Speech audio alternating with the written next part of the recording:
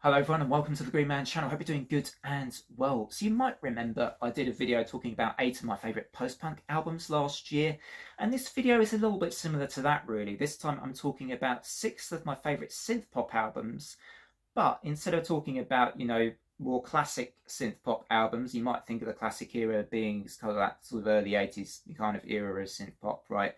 This is actually talking about 6 of my favourites from the last 10 years. Now, why am I doing this? Why am I doing this video?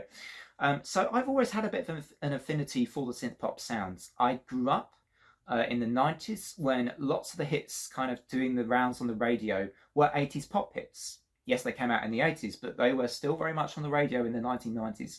So I really got to know the synth pop sound very well because lots of those 80s pop songs were essentially synth pop songs. So I've always enjoyed this sound. I've always had that affinity for it. And therefore, I've always kind of wanted to follow, perhaps what bands of today are doing with the sound. And that is why I'm doing this video. And this is for you if you're curious about, maybe what bands are doing, what they're doing with the sound now, and what are some really good albums that maybe evoke some of that 80s sound but have their own spins on that sound. This video is for you if any of that you can maybe relate to. So first of all here, I'm going to talk about a band which I'm going to be doing a video collaboration on very shortly, doing a Church's albums ranked with 2 special guests, because I'm talking here about Church's second album, Every Open Eye, from 2015. And this is the first of 6 that I think are essential albums for you guys to check out from the last 10 years that are of the synth pop flavour. A little bit less moody than their first record, this one. This one's a brighter record. It's got almost a summery sound about it. I found when listening to this for the first time last summer, actually. I've not been a long time Church's fan, actually, but I've loved them since I first checked them out. I think that this album, showcases Lauren Mayberry's voice in some of these absolutely piercing choruses against the backdrop of brilliant synth work from Martin Doherty and Ian Cook. And it really kind of carries off that classic sound while sounding modern at the same time, basically. And Lauren's vocals, they're sort of very youthful sounding in a great way. And this album's colourful, it's euphoric, it's all embracing of the synth sound, whilst, as I say, I think modernising it a bit too. And it's a great album. I won't say my favourite songs from this one here because I'll probably share those in the ranking video I'm going to be doing shortly with 2 special guests in April, hopefully next month. Next up on my list is an album from 2017. We're going chronologically here. I'm talking about LCD Sound System's American Dream. Now, this won't be for everyone, just because I think for this kind of a sound, it's a long album and a sort of electro sound. For me, it's almost a little bit on the bloated side, but it doesn't make it not essential as a listen, because I think there's a lot to unpack here. It's a rewarding album in the sense the more listens you give to this American Dream album, the more you kind of get from it. It's got a lot of nuance to it. But for me, actually, the tracks I tend to go back to more are perhaps the more synthier and moodier in flavours, like Oh Baby or Black Screen at the end, which actually, if I remember right, was used in the series Sharp Objects. A great song to finish the album. I also really enjoy the singles of the album, like I think it was Call the Police. I think that was a single anyway, and that's also a great song. So, reminds me a little bit, I think also critics have said it's a little like David Bowie's Berlin Trilogy, but I would definitely check this one out again if you like the synth pop sound. 8 years ago, certainly got that flavour about it. Great album from LCD Sound System, and good vocals from James Murphy.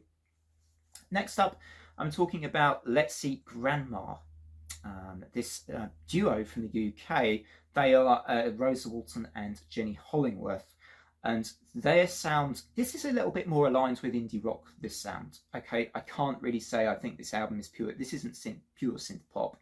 It's a little bit more rebellious and playful than your sort of maybe your average sort of straight up synth pop album. It's got a sort of, it's upbeat at times, but it's never any one thing really. As you go from track to track, I think it's a very diverse, very eclectic record. And I think they do really well to still make it feel relatively seamless throughout the album too, with the way they've written the album, the way it's produced. Like there are nice guitar touches on this record as well, particularly in Donnie Darko, the last track, which is actually one of the more moodier tracks on the record, but it's sort of hypnotic. the way this one builds up, and you know, out of all the songs, it being the album closer is probably, it's become my favorite over time. But yeah, I do recommend you check out this duo, this what they called experimental pop, described as, I think, on Wikipedia. But for me, this album is quite sort of also, you know, uses quite a lot of synth pop.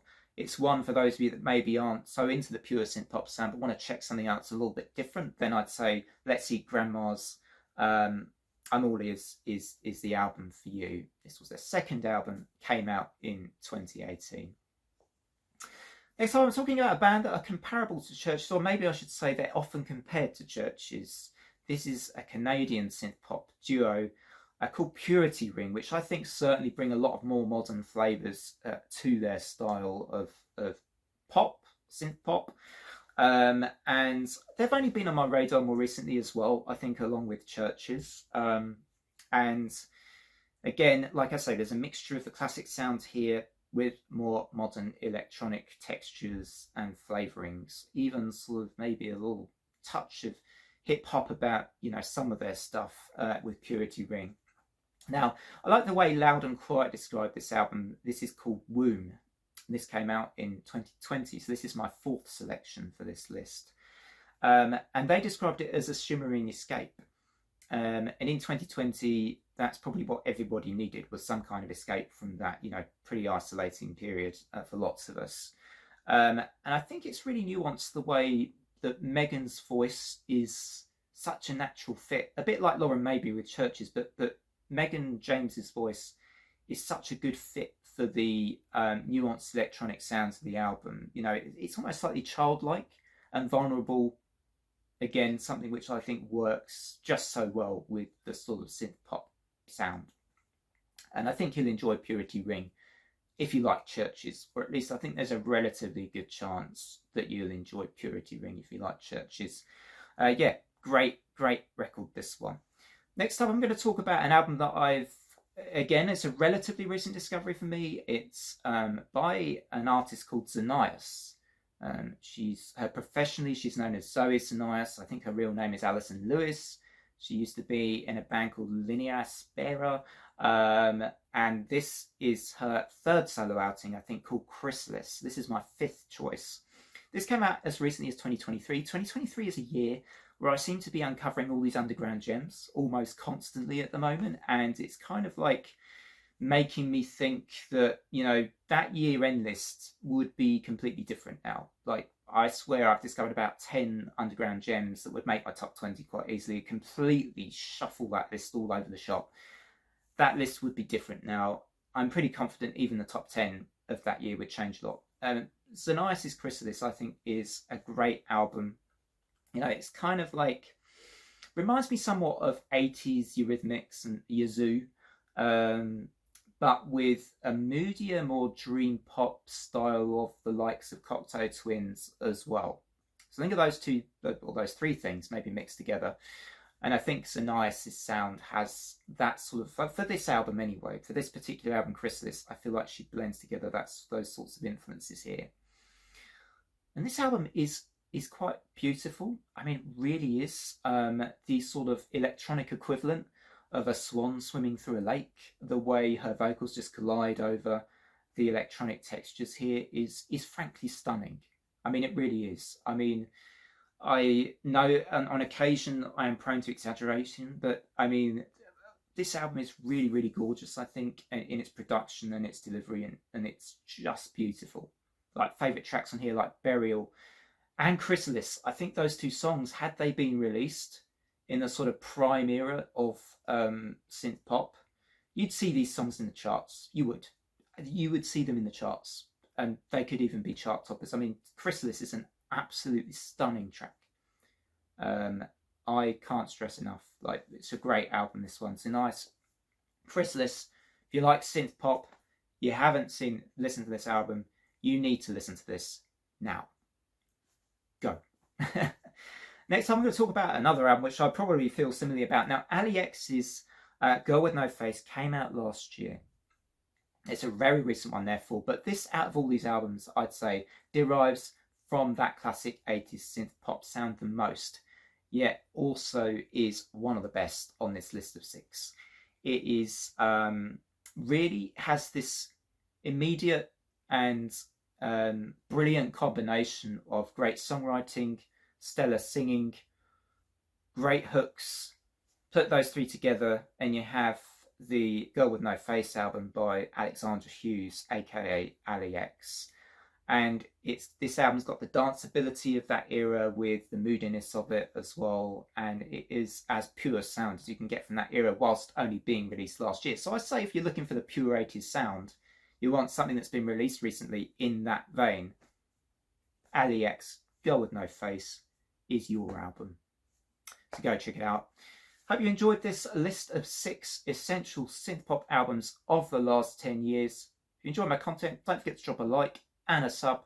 Feel free to check out more that's on this channel. Yes, it is broadly speaking a rock and metal reviews channel, but I do also sometimes check out and talk about things like horror films and fantasy books. Think any of those things are your thing, do check out past videos on the channel as well. I am aiming to do a sort of channel revamp once I've finally moved into my new place fairly soon. Hope to see you guys around for when that happens.